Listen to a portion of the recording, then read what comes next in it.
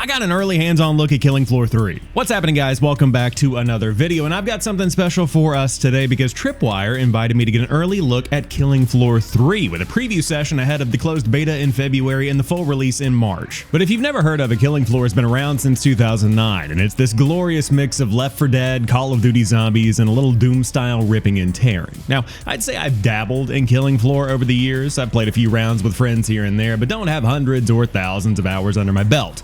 That being said, you don't really need to have that kind of experience. Killing Floor 3 is a game that you can just slide right into, no prior experience or knowledge needed. If you played an action FPS and loved the blood, guts, and gore of Doom 2016 or Eternal, then Killing Floor 3 is going to be right at home for you. And just to preface this, the gameplay you're seeing right now is being played on and recorded with a single PC with a 9800X 3D and a 3060 Ti with DLSS turned on, so just wanted to throw that out there as a benchmark for what you're looking at performance-wise. So let's get into an overview of how stuff works. In Killing Floor 3, you've got a set of specialists to pick from that help build out your team, and specialists are the combination of a character that you pick from and their archetype. So Delvin is a firebug that handles crowd control with burn damage, or Foster is a commando that focuses on getting bullets down range and dealing more damage. You're going to have 6 different specialist types to pick from at launch, which line up with the 6-player matches that Killing Floor 3 is going to have. Plus, you've got way more coming after launch and free updates. But these specialists are packing way more under the hood. As you play, you grind levels that unlock new skills across passive, throwable, and gadget branches to really dial in on the kind of build that works for you across each specialist. Now, obviously, I didn't really get time to get in there and see what all of this had to offer since we started off as level 1s across the board. But with this amount of skills,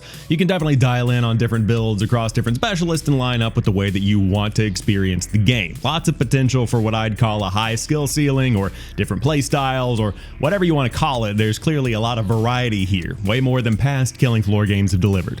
And each of these specialists also has an ability, like the one that I gravitated towards was this tank that you'll see pop up a couple of times in my gameplay. Basically, this acts as kind of an ult, so when you're in a pinch and you need a little bit of extra firepower, I just triggered this and I was pretty much good to go and got out of most of these sticky situations. And that's just on the character side. You've also got weapon mods, and every match lets you collect different weapon upgrade materials that you take back to the Stronghold, this kind of hub world, to craft different attachments for your weapons and create new builds with higher capacity mags, different sights, different barrels. In total, they say they've got more than 150 mods for you to earn to up your damage and tweak the way your guns play. Now, you do have loadouts you start with at the beginning of every match with the more basic guns that you can customize depending on what specialist you're playing as, but then when you get into the match, you head to a kiosk in between rounds to refill your ammo, get new weapons, upgrade your armor, and buy different equipment. Now, I only had about an hour and a half to get in there and play with a squad of 3 other people, including a couple of devs, but the combat can get pretty intense, and the normal difficulty isn't anything too challenging. It felt like something that would be good for a chill Friday night without too much sweating.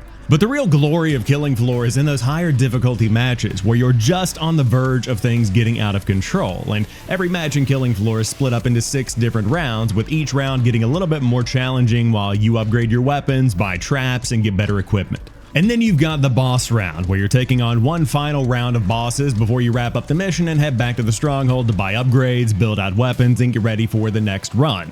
And on hard, you are sweating during this gameplay. During those final few rounds on hard mode, it's just total chaos, and it's even better with a squad, with everyone firing and using ults and abilities on giant mobs, and then the boss fights are just on another level. On the final round of our hard mode match, I ended up being the last one alive, and it had that same feel as old school high round zombies gameplay, where you knew it was about to be over, but you weren't sure when you'd finally hit the end. It's got that nice tension to it that I think lends itself really well to this type of game. Now, I've talked a lot about the squad-based gameplay so far, but it's important to call out that this can be a totally single-player experience. If you're someone who runs solo, Killing Floor 3 is still a game that works for you. Whether you don't play with a group or you just like the added tension of playing solo when your friends are offline, they've got you covered there. But I will say that I could see this being a game that is at its best when you've got a group of friends to rock with, combining different specialists with different abilities to create a kind of cohesion that really only comes with co-op gameplay. In fact, I know that's the case. You can play solo, but it is definitely much better with a team. Another interesting element to call out here is that Tripwire is delivering a little more narrative this time around. And make no mistake, Killing Floor 3 is all about the action and combat. They know that people are here to take out Zeds and not some kind of deep story, but they're adding in narrative assignments alongside daily, weekly, and milestone challenges. These narrative assignments evolve over time to drop more lore for the hardcore fans with stuff that ties into Killing Floor 1 and 2, and that may or may not drop hints about what's coming in future free content updates for Killing Floor 3.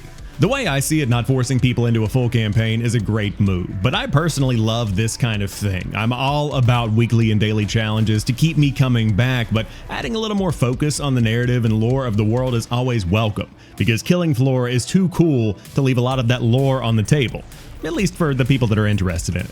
But overall, the thing that I love the most about my time with Killing Floor 3 is what really matters the most about any Killing Floor game: the combat. These guns are punchy, shotguns feel like they pack power, assault rifles are mowing down enemies, SMGs have smaller mags but they're packing a punch. The weapons each have a unique feel, but nothing really feels underpowered. Even the sidearms aren't just there for looks. In fact, this little burst fire handgun ended up being one of my favorite weapons that I used in the game. And the weapons are made even better with a new and improved MEAT system that stands for Massive Evisceration and Trauma. This translates roughly to the dismemberment, blood, and gore that this game delivers, and all of that's just made better with Killing Floor 3. More realistic and persistent blood, head explosions, limbs getting cut off. It's a good time that makes the glorious combat of Killing Floor 3 even better. Now, I'm going to let some snippets of gameplay roll so you can see the game for yourself, and I'm definitely not a pro, so don't judge me too harshly here, but I think the gameplay says more about the game than I ever could. The only thing you really need to know from me is that I think Tripwire has really delivered with this. It's been a long wait since Killing Floor 2 launched in 2016, but I think the wait has been worth it. You've got a good amount of content here. 7 maps, 3 different difficulties, 6 specialists, 3 boss fights, 36 weapons. You've got a lot of game to play here at launch, with even more coming in the future. And as for platforms, the game is dropping on PS5, Xbox Series X and S, and PC this spring, but I'd love to know what you think down below. Did you play a lot of Killing Floor 2? Are you liking what you're seeing about Killing Floor 3? And are you adding this game to your wish list? I'd love to know your thoughts. And of course, as always, if you're new here, you like what you see and what you hear, hit that subscribe button for videos like this every week and gaming news shorts throughout the week to keep you in the loop. And I'll catch you on the next one.